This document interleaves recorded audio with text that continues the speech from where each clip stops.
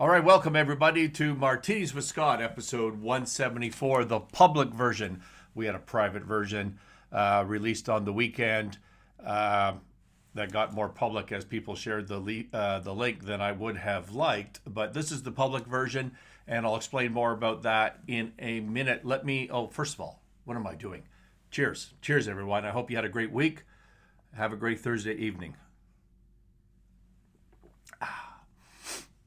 Let me read you a press release. It's very short. I know we all hate when I'm reading something, but Sinclair Range, that's my company, on behalf of its recently incorporated. By the way, this show today, this episode is going to cover a recap of a lot of concepts that feature the theme of my content collectively.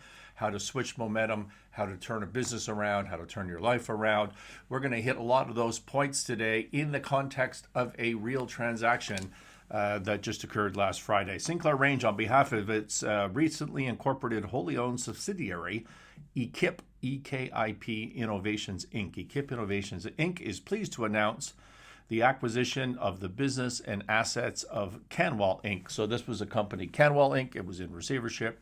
And through a sale process from the courts, we were able to be successful at buying that business, which means we have the same machinery and the same employees, the same customer base, the same supplier base, to the extent that any of those people want to deal with this new company, Ekip Innovations.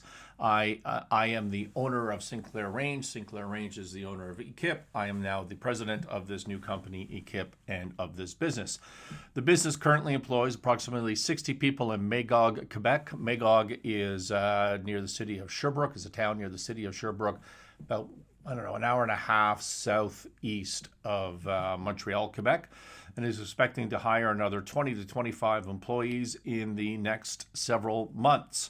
So it's a decent employer, a size employer in that community, and it's just got a great team that we've picked up, and more people are joining every day.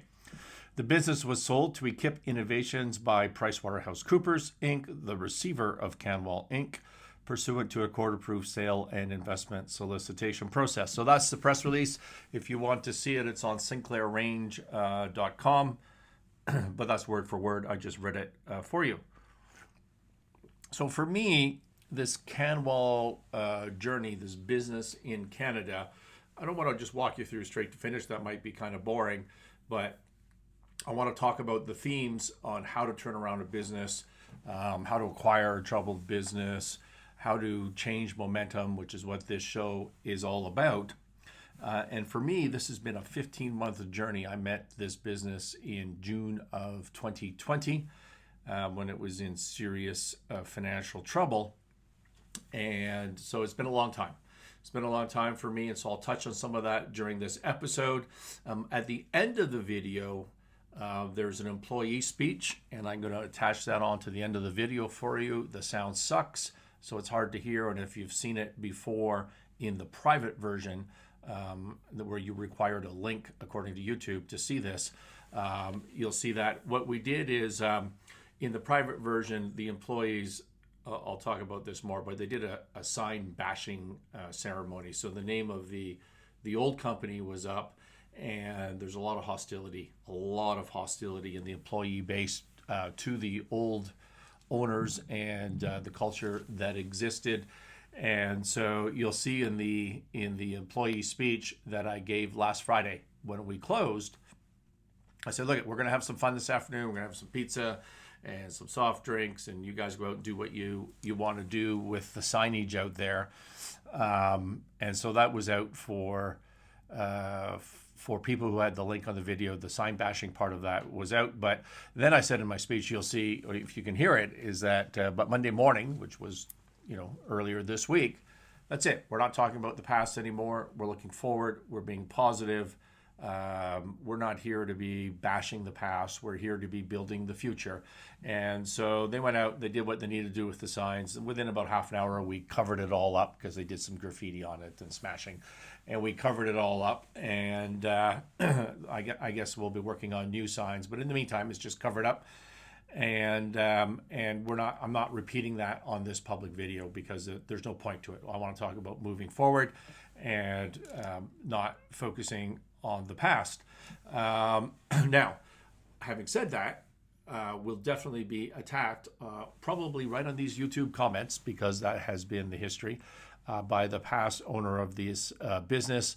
You'll probably see comments that say, "Hey, Scott, you were the CRO. You didn't tell people that." CRO is a Chief Restructuring Officer, which is true from June 2020 to, I forget, maybe March. Don't hold me to the dates. March, April, something like, I think March 2021.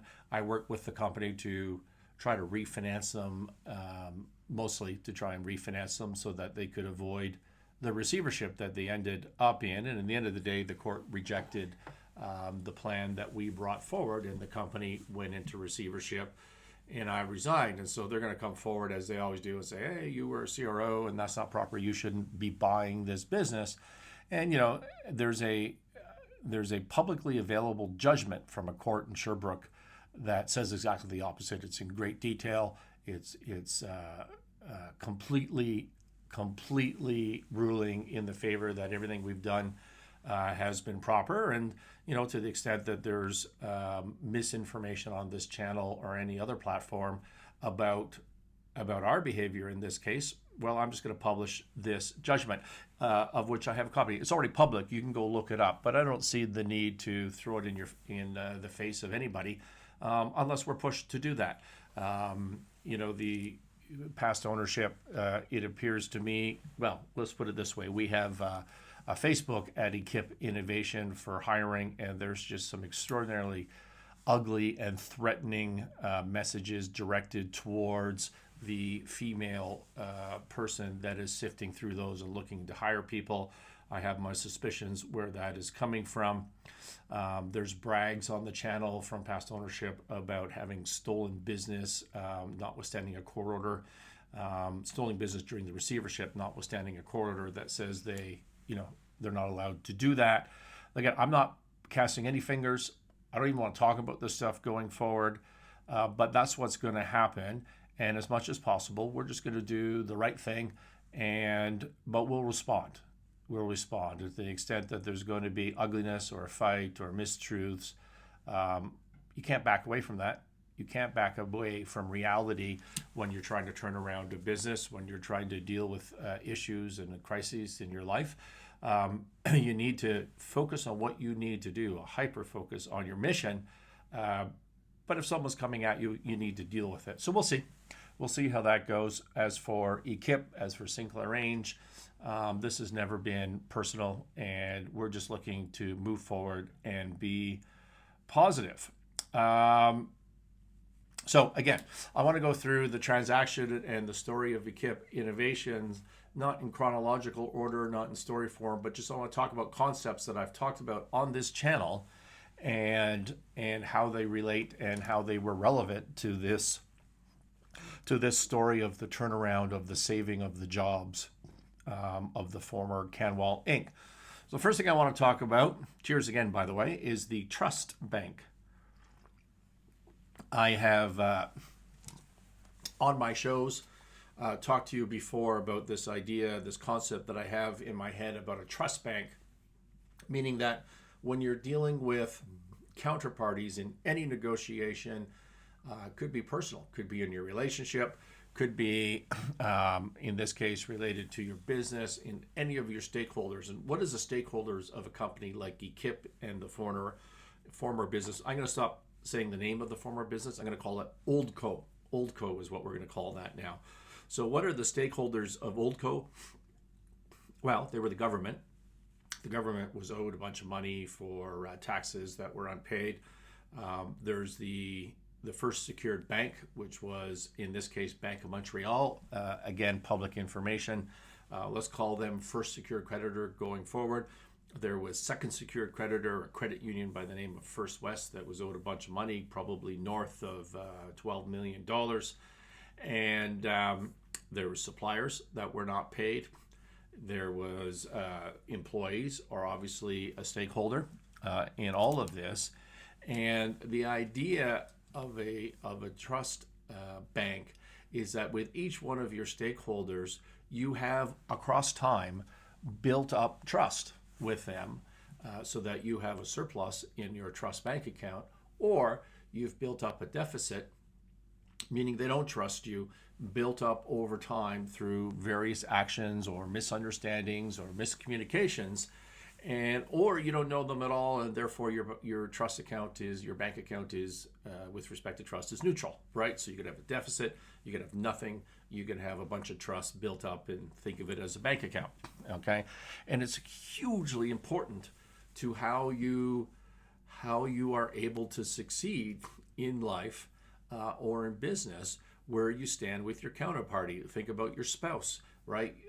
If you've done a bunch of things that are misunderstood, you didn't communicate well, or you actually behaved badly, well, you have a deficit in your trust account, and now you're trying to have dinner or do something simple, and these things keep coming up because of this deficit.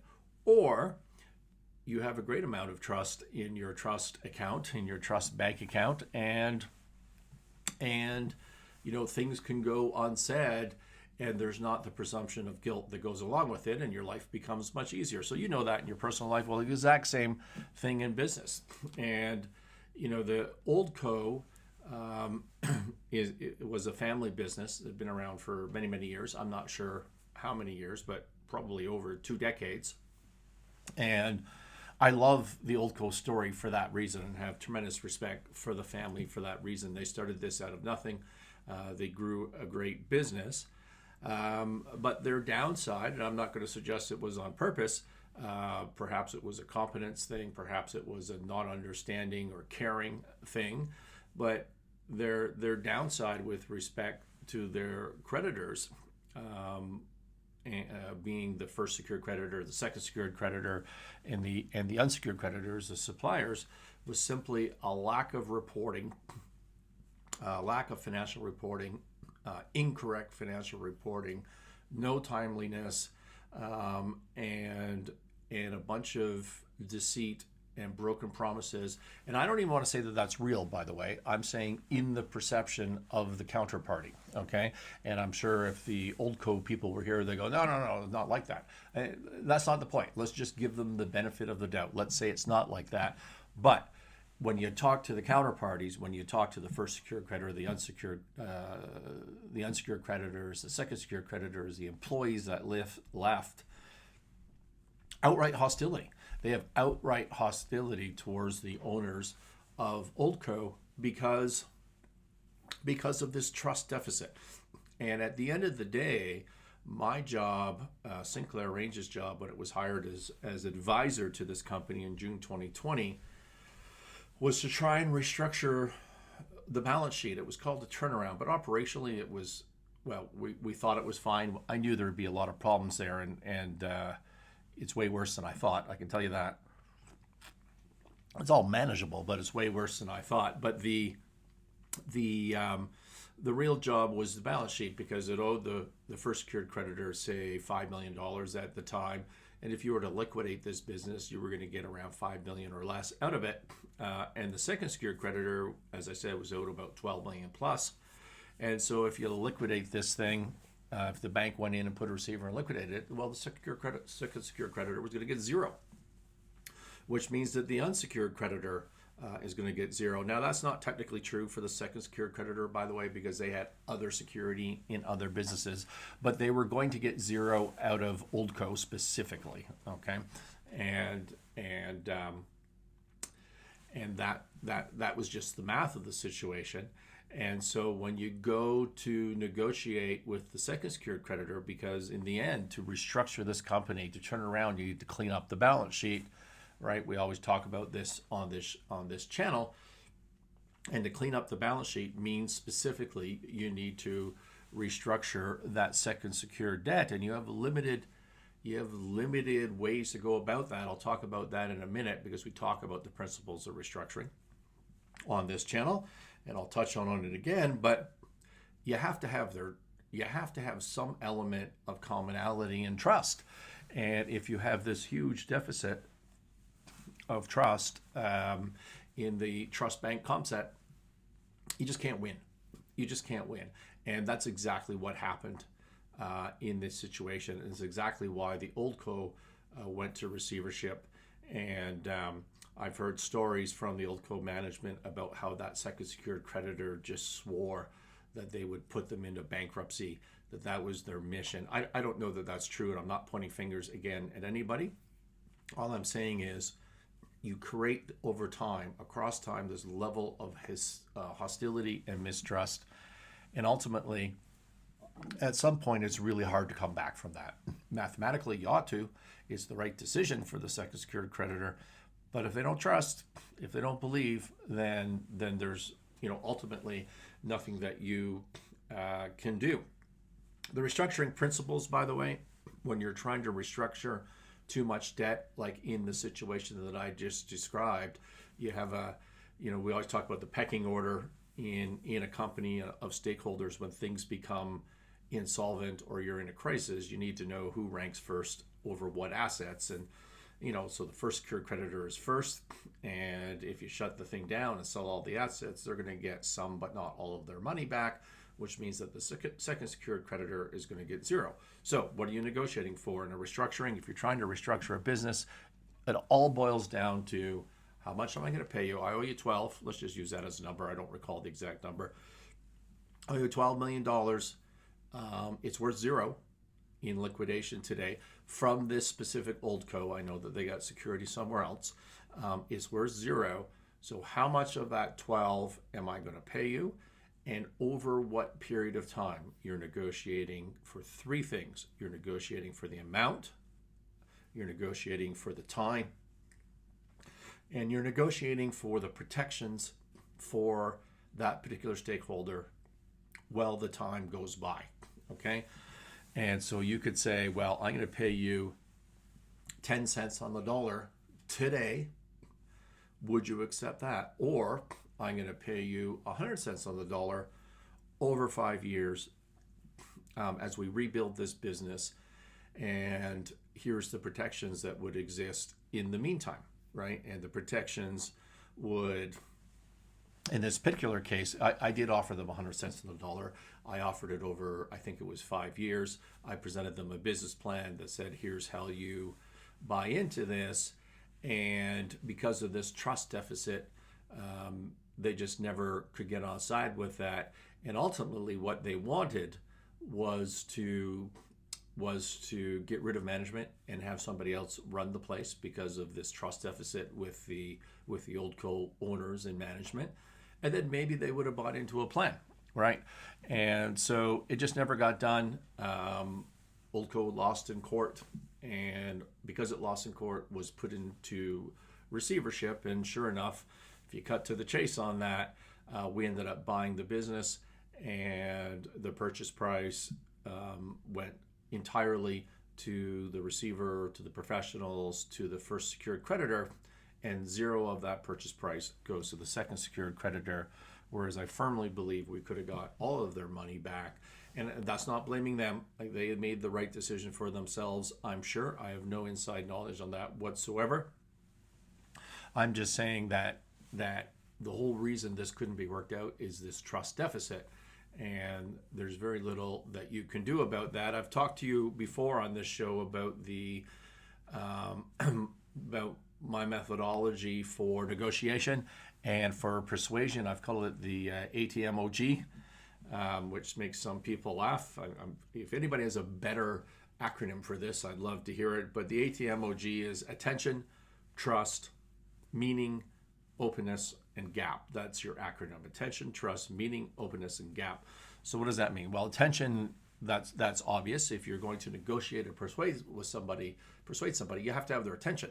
And the good news about a restructuring is you definitely have the attention of the parties, because the company that you're working with, or if it's your business, you owe them money.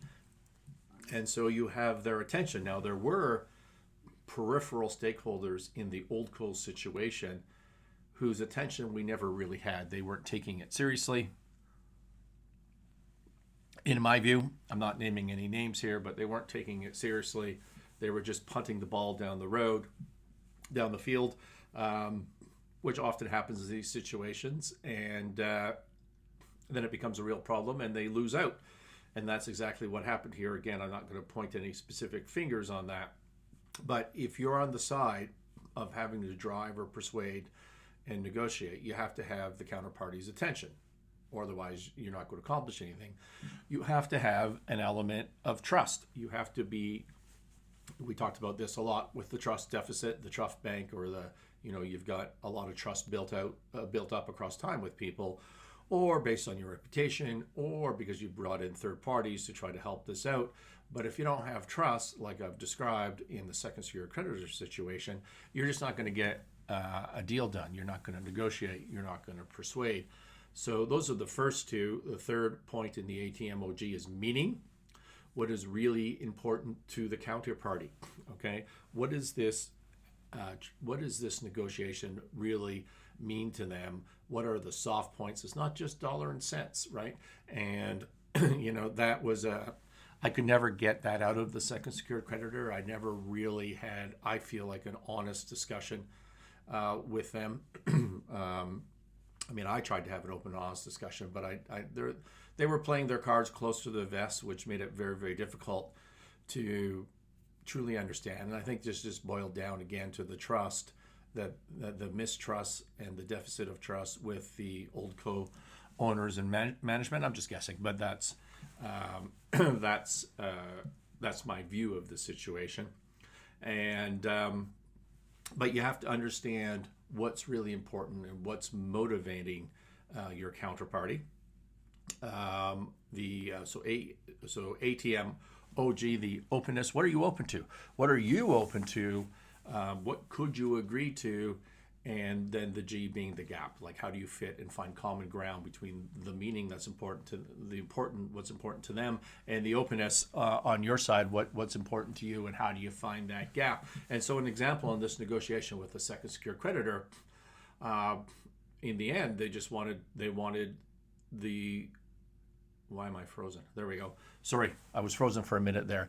In the end, they wanted the management and owners of Oldco to be out of the business. Just get rid of them. We don't trust them. We don't like them. Get rid of those people, which is a pretty serious ask for a second secured creditor. They don't have the right to enforce that, but of course their position is we're not going to agree to anything because we don't believe anything while those guys are running the business. And the Oldco's point of view, of which I was an advisor to them, was simply, we're not doing that.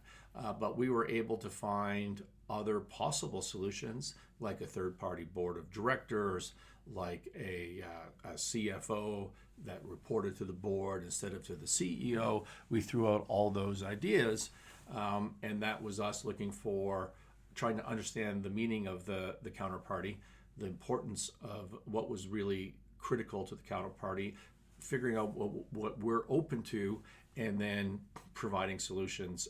But at the end of the day, with the trust deficit, we just never overcame that.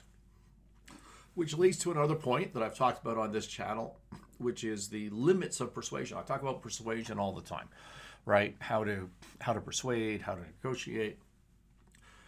And negotiation is different, is very similar to persuasion, but it differs in a sense that if two parties need to negotiate, it could fall apart.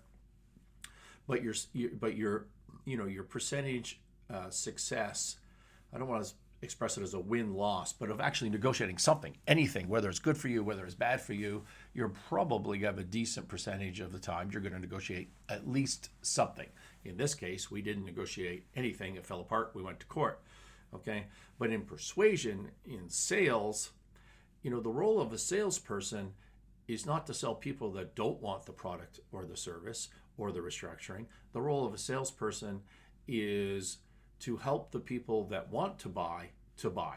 Okay, so you're not trying to convince people to change their mind if they're dead set against it, if they have this trust deficit. You got to move on and find other solutions, right? But if they want to buy and they can't go over some hurdles, that's the role of the salesperson, of the intermediary, is to try to help that counterparty to get over those hurdles. And so persuasion doesn't work all the time. Okay, it's not a 100% thing. It's not even a 50% thing. It's a 5 to 10% thing. Okay, with good persuasion, you can change 5 to 10% of the market. All right. And that's a limitation on this. And we sure did see that on the trying to help Oldco. I've talked to you at length on this show about the idea of benevolence, trust, and competence. So benevolence is greater than trust. Trust is greater than competence. And I've given you a story that I stole from some fellow on Clubhouse who, if I could remember their name or if I had documented it, I would give this person credit. They were in the psychology field.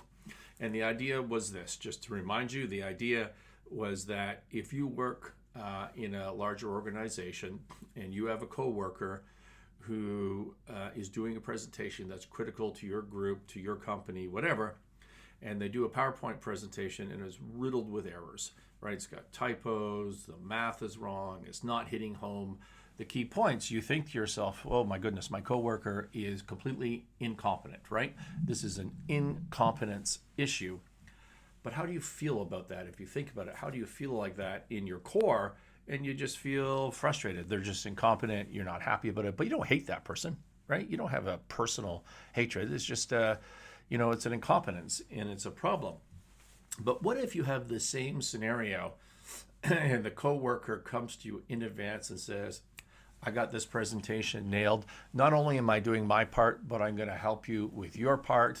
I've had this thing second reviewed. There's, to make sure I've got it properly done. And they give you a pitch about how good it's going to be, and they're covering you and to rely on them, to trust in them. And then they do the same flawed presentation. Well, that's no longer competence.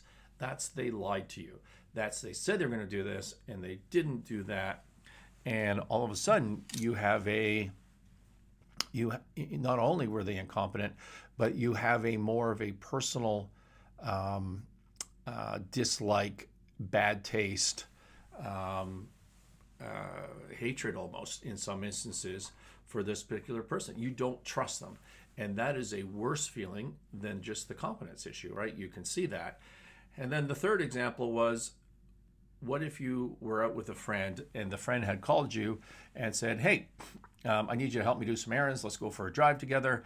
And they end up taking you to someone else's house and out jump a bunch of people and say, surprise, because it's your birthday and it's a surprise birthday party. So they lied to you. It was a false premise to get you out to this party. How do you feel about that in your core? And the answer is you feel pretty good, because benevolence is greater than trust. We value, as humans, we value benevolence more than we value trust, and we value trust more than we value competence, okay? And so in business, you have to be competent. That's the entry level fee. But if you want to win, if you're pitching competence, you're doing it wrong. You got to pitch benevolence, and you have to have trust. You have to have all three things. But this is what we value more than the others. So this applies greatly to the story of Oldco and to the story of Ekip that we're talking about today, because Oldco, with respect to its lenders, like we talked about before, really the primary complaint that I heard directly from the lenders was accounting and internal control related. They don't deliver financial statements. When they do, they're wrong. They're late, very late. They're wrong. They manipulate their inventory to try to get more money from the lender, while at the same time taking a bunch of money out for the family and for perks, okay, which the lenders see as their money. I'm not here to tell you that's true. I'm not here to tell you it's false. I'm just telling you what we were told, and the Oldco management knows that very well. And so competence, trust, benevolence. They don't think they were competent because they were delivering late, unable to report on a regular basis. They don't trust them because they think the financial statements were manipulated. There was an audit adjustment for a material amount of money. So in other words, the auditor said, no. The real financial statements of the company that are audited are way different than what's being reported to you, Mr. Mrs. Lender, Ms. Lender. And again, I'm not saying the auditor's right. In fact, they might have been wrong, but that creates a trust problem, right? So competence, trust, And then benevolence, the taking the money out for the family, the not doing enough to assure the lenders that changes are being made, leads the lender to believe, the stakeholder to believe, that you don't have their best interests in mind, that you're not taking this seriously. So Oldco ran the gambit here. They just screwed up on all three of these points. And they did so not only with the lenders, but with each stakeholder, right? If you talk to the customers, which I do because they're all coming back to Ekip now. I had a couple of great calls the last 2 days. And, they talk about broken promises, failed deliveries, double charging, right? Charging, for freight twice and this sort of stuff, and just generally screwing around. Which, if you put that into the model of competence, trust, competence, can they deliver and bill and just work on time with their customers? Trust, do they tell you the truth? The good or the bad? And benevolence, are they looking out for our best interest as a customer? Well, again, they just ran the table on negativity. And again, I'm not trying to point fingers. I'm not saying any of that's true. I'm just telling you what we heard over and over and over again from the customer base. And the same with employees. The plant dropped down to 51 people. We're hiring up to 95, I think, right now, to a total of 95. I think they were much higher than that at one point at Oldco. But what's happening is a bunch of the people that left Oldco, years ago, because of not believing in Oldco owners and management on the competence issue. I've heard over and over employees tell me that they were forced to lie to customers and other stakeholders, that the management team of Oldco made the employee do the lying part, and they didn't want to be associated with that. And there was certainly a culture of siloing information and hiding and sort of not having this teamwork culture. And again, when employees leave and they're disgruntled and there's a fight, who knows what's true? I'm not trying to say that that's true. I'm trying to say that you need to understand in your business and in your relationships that it's a lived truth, right? I hate to use that phrase in today's modern era, but it's a lived truth. What matters is what the counterparty feels, okay? And if they feel that you're not looking out for their best interests, if they feel in their perspective that you're not trustworthy or competent, then it all goes to shit, right? And so, again, I'm trying to be really careful. I think 50% of this stuff may be accurate that I'm being told from counterparties. I think there's, if the Oldco people were here to defend themselves, they would have a counter story, and I think that's more than fair. What's important is how the counterparties feel, and clearly Oldco did a bad job of bringing these stakeholders on side and convincing them of confidence, trust, and benevolence, with benevolence being the most important. At Ekip now, sorry, I just got to pay attention to my time because I have calls coming up. Excuse me. I have a mute button now. I need to try and hit that, I guess. At Ekip, we're talking about 4 values, okay? And the 4 values are teamwork, number 1. Number 2, integrity, which means specifically openness and honesty, okay? So integrity, openness, and honesty. Perfect deliveries, number 3. Perfect quality, number 4. Those are the 4 values. I talk about them every day. And we're never going to be perfect, obviously, but those are the values we want to strive towards. And they're kind of the opposite of what Oldco was. And if we can move in that direction, we're going to be fine. We're absolutely going to be fine. And so that is an attack on moving away from the culture of Oldco and making sure that we can talk to stakeholders about our benevolence, that we want them to have perfect deliveries and perfect quality, and that we want to be open and honest with this, and we want to deliver that as a team. And that applies to all stakeholders throughout. Okay, I've talked to you on this show about what you need to do in a crisis management. And this applies, you have to have some ability, you have to have some, what's the right word, some target, something that you care about most to make a decision in a crisis, what's relevant and what's not relevant, because you can't have everything. By definition, a crisis is scarcity, right? It's not abundance, it's scarcity. And so what can you choose as your North Star, if we can put it that way, in a crisis? And so in this Oldco Ekip situation, as I said, I was an advisor to the company from June 2020 to, I forget the exact date, but let's call it March 2021. So shy of a year, and then I resigned. Okay, and I resigned because the Oldco management said that they were going to do things within this receivership that I didn't think were appropriate. Now, I'm not suggesting they did those things, and I don't even want to tell you what they are. Okay, I don't know that they did it. Maybe it was bluster.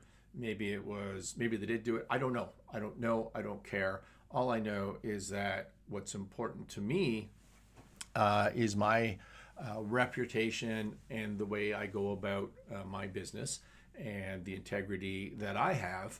And if someone that I'm working with as an advisor wants to do things that are going to drag me into an area that I'm not comfortable with, then I'm going to resign.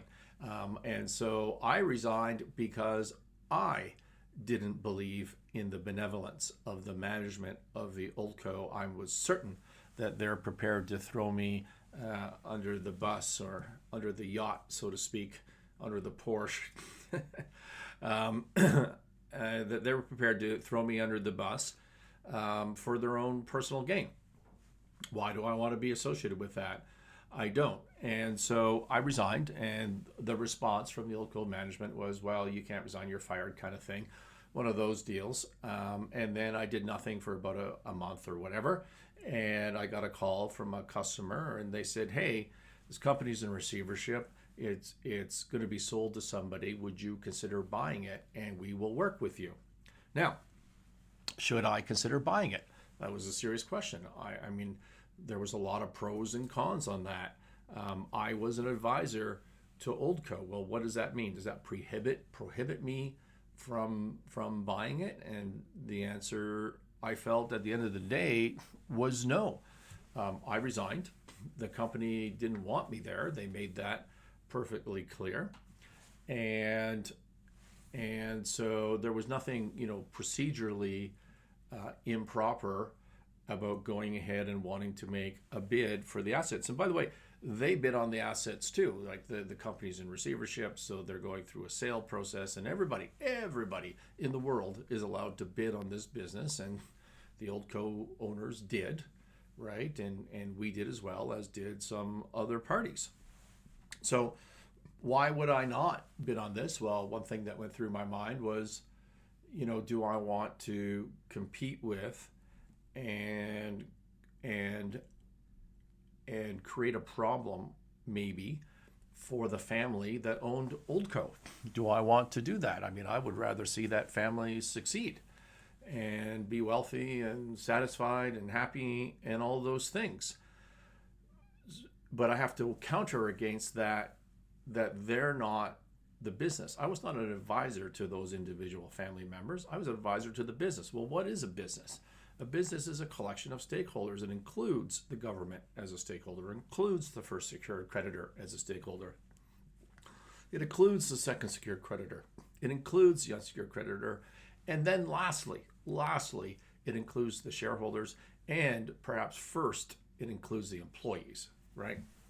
And so a reason not to do it was to worry about the welfare of the family. But if I were to worry about the welfare of the family, then I'm not worrying about the welfare of the people who come first. And another reason not to do it was just the general headache of, it's a long way from where I live. Do I want to undertake this task? I'm really busy with other parts of Sinclair Range. What are the reasons to do it? Well, the primary reason was that the former owners were out trying to slander my name in the marketplace with false information and the reason that I resigned from this to begin with. And so that would be one. I certainly had to find a way to fight back against that. And I'm not above being triggered by people who want to attack me. I'm always gonna push back on that. Number two is the the pecking order that we've talked about. The employee, the first secured, second secured creditor. That's the company, right? It's not the shareholders at that point. The company's in receivership.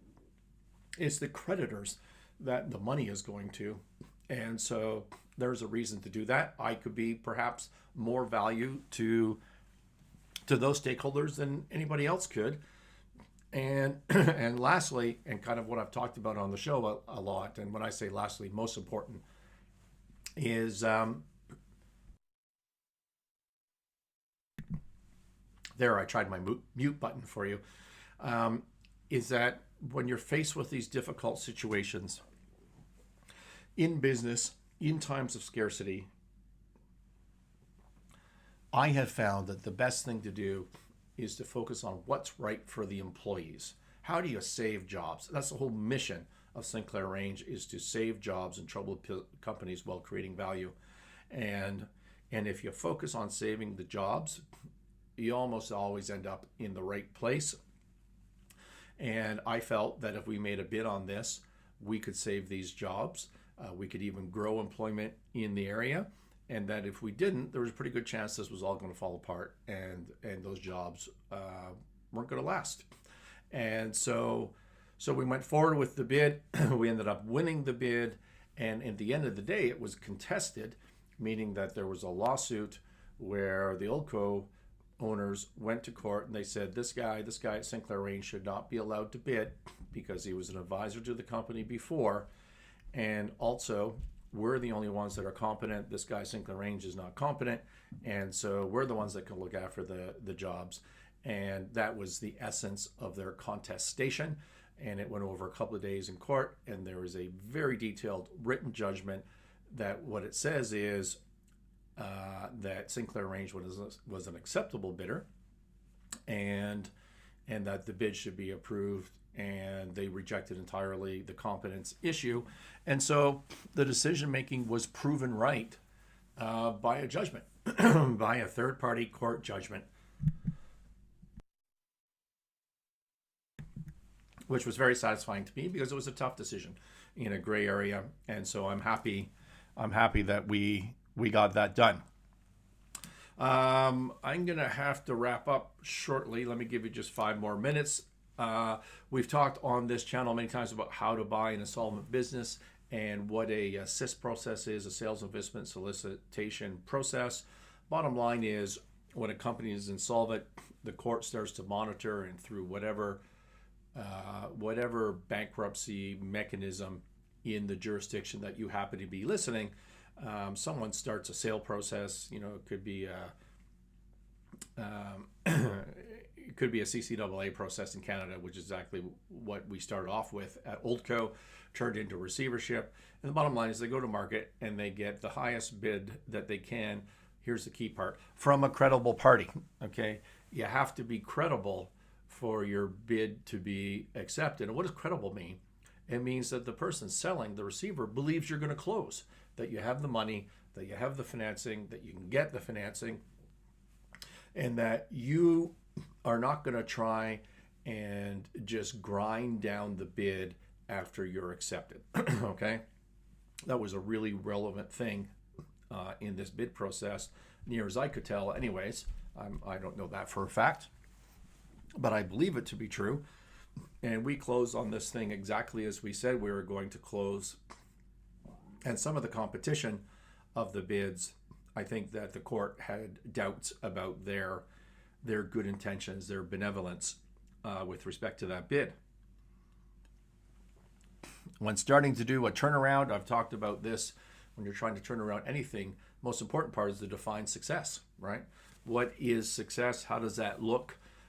in a turnaround. What is success for Ekip? Is it doing 50 million in revenue and spitting out a bunch of money? Is it hiring to 125? Like, how do you define success? I'm focusing on the 4 core values. Success is changing the direction of this company, winning momentum, moving towards what? Moving towards the 4 values of teamwork, integrity, which is openness and honesty, perfect deliveries, and perfect quality. If we're moving in that direction, that is how I'm defining success. And when you have this winning momentum, you will start to attract resources, right? You attract human resources, people get excited. That's already happening at Ekip. Like the quality of people coming at us now already in the first 3 days is astounding. And you start to attract financial resources. So, and that's also happened. So, and we're attracting, customers are coming to talk to us about new platforms, and it's all very exciting. That is my definition of success. That's why this show is a show about winning momentum in life and in business, because it's everything. Turnarounds, I've talked to you on this channel, require culture change, right? And that's also the 4 values that I've talked about here of teamwork, integrity, deliveries, and quality. Turnarounds require culture change, and culture change requires teamwork. Culture change requires teamwork. Turnarounds require culture change. Turnarounds require teamwork. It all goes together. You can't mandate culture change. It has to come from the bottom up. You have to encourage it. You have to get people to work together. I've told you before that my whole HR policy is no assholes allowed. That is my primary HR policy. And that sort of makes people laugh, but it's really important. It's really important because you have to value the team over the individual performance. And if someone doesn't want to be on the team, the whole thing's going to fall apart. You need to change culture. I'm hyper vigilant on that. I don't make the changes fast enough. I think that's a flaw with me. But think about that. You have to change culture to do a turnaround, and to change culture, you have to have teamwork. You can't just force it on people. They have to buy into it, and they have to be empowered. We're going to have an exciting program for this launched in the next week or two at Ekip, and that's going to help build teamwork a lot. Lastly, with the few minutes I have here, I talk all the time on the Martinis with Scott channel about overcoming negativity, overcoming fear, being positive, and being positive not for positivity in and of itself, but as an antidote to negativity and fear. Why do you not want to be negative? You don't want to be negative because it causes fear, which causes paralysis, which causes inaction. And I was asked a lot in the last couple of months as we were closing this deal, for example, by the lenders, by employees, like, why do you want this business? Are you sure you want to do this deal, Scott? Filled with doubt, filled with concern. And that has nothing to do with Oldco or Ekip. But every time I do a transaction, I get, you're signing your name on the line, you're putting your reputation on your line, you're making yourself uncomfortable. And that's a motto of mine, be uncomfortable. But being uncomfortable is uncomfortable, and it creates a lot of doubt and a lot of concern. You need to find a way through that. And positive thinking is an antidote, but it's hard when you're in it. It's hard. And, if I buy one company a year, it certainly reminds me. It reminds me every time of how difficult that is, which allows me, I hope, to be able to relate to you and whatever challenges you're facing. So I'm running out of time. I want to talk more about positivity and negativity and winning momentum, but we're going to have to push that on. I'm not running out of time for the show, but I actually have to jump on a call. I'm going to attach to the end of this video the employee speech. As I said, I'm cutting out the personal part and the sign bashing, but the employee speech, if you've already listened to it, obviously you don't have to. If you haven't listened to it, the sound is terrible. We're in a manufacturing plant. It's hard to hear me. Apologies for that. Nothing I can do about it. But we will. But if you can get through it, you'll get the flavor. And if not, I've already told you more or less what I said. Anyways, enjoy your week. Cheers. Thank you for listening. Welcome, everybody. Touche pas rien, il dit. Bonjour tout le monde. Bonjour. Yes. Everybody here? Okay. I made some notes. The Canwell name in this plant is over. We're done. Yes. We're done. The money's moving right now, and by Monday morning, we are Ekip. Oh, good. Le nom Canwell n'existe plus. Les échanges bancaires sont en train de se faire. Puis à partir de lundi, on est Ekip. Today, we're going to have some fun. Oh. We're going to celebrate. We'll have some pizza, and we'll go out and deal with the signs. Oh. Aujourd'hui, on va avoir du fun. On va se payer à la traite. On va avoir de la pizza. Puis on va aller dehors s'occuper de la pancarte. Oh. But Monday morning, we don't talk about Canwell anymore. We talk about the future and being positive. Yes. À partir de lundi matin, on ne parle plus jamais de Canwell. Puis on pense au futur et être positif. For 15 months, I and the team at Sinclair Range have been fighting to save this jobs and to save this plant. Pour 15 mois, l'équipe de Sinclair Range a travaillé pour sauver tous ces jobs-là ici, puis sauver la compagnie. The lawyers have been fighting, the banks have been fighting, and today we won.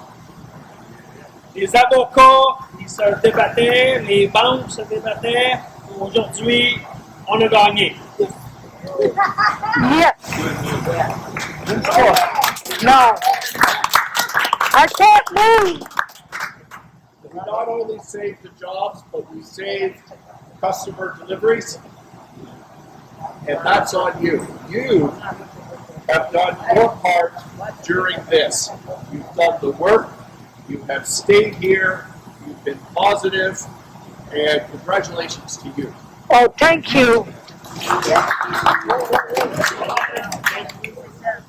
On n'a pas juste sauvé les jobs ici, on a sauvé les clients, et on a livré, c'est grâce à vous tous. Merci. He will félicite. Okay, I'm not going to mention them by name because this goes on social media, but there's a certain car company, an auto company that you all know that has helped out a lot. I want to thank them as well. And just because I haven't talked to them about releasing their name, I won't do that, but thank you to them. Puisque cette vidéo-là va s'en aller sur les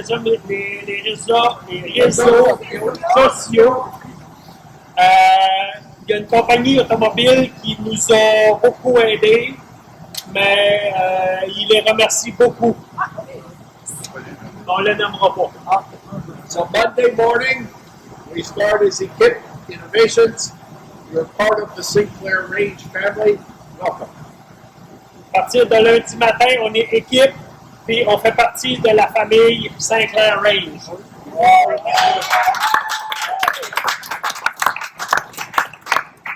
Okay, 4 values. 4 valeurs. Number 1, we are a team.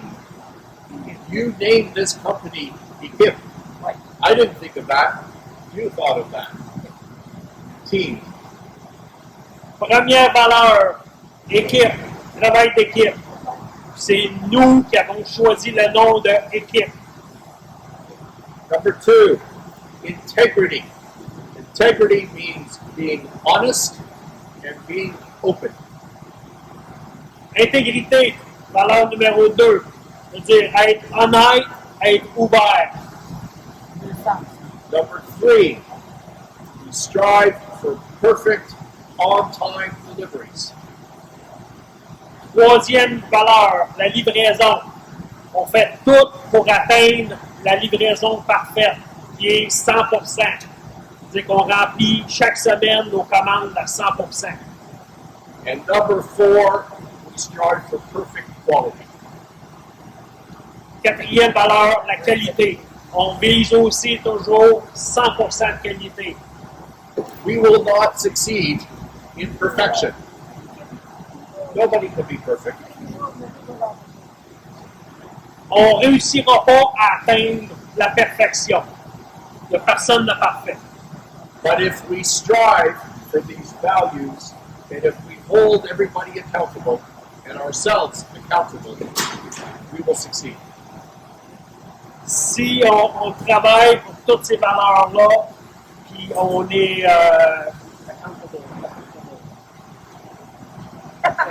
Confortable. je dirais qu'on s'investit. Confortable. Comment? Confortable. Confortable. On va réussir. When we were in court a few months ago, Paul Panwall was testifying. Oh. Quand il est en cours, testifying. Talking to the judge. Giving OK. Quand on est en cours, Paul Canoir, lui, il a parlé au juge. He said that after we buy this company, he will be competition to us and he'll destroy us. Il dit qu'après que la compagnie sera achetée, il va nous faire compétition puis il va nous détruire. Are we going to let that happen? No. Hein? On ne laissera pas ça arriver. No way. If we stick to our values, if we work as a team, if we have integrity, if we work for perfect deliveries of perfect quality, nobody can beat us. Si on s'en tient à nos valeurs, le travail d'équipe, l'intégrité, la livraison, la qualité, personne ne va venir nous accoter. Enjoy some pizza, and then I think at 1 o'clock we're going to go have some fun with the signs outside. Fait que payez-vous la traite de la pizza, puis à 1 heure dehors en avant.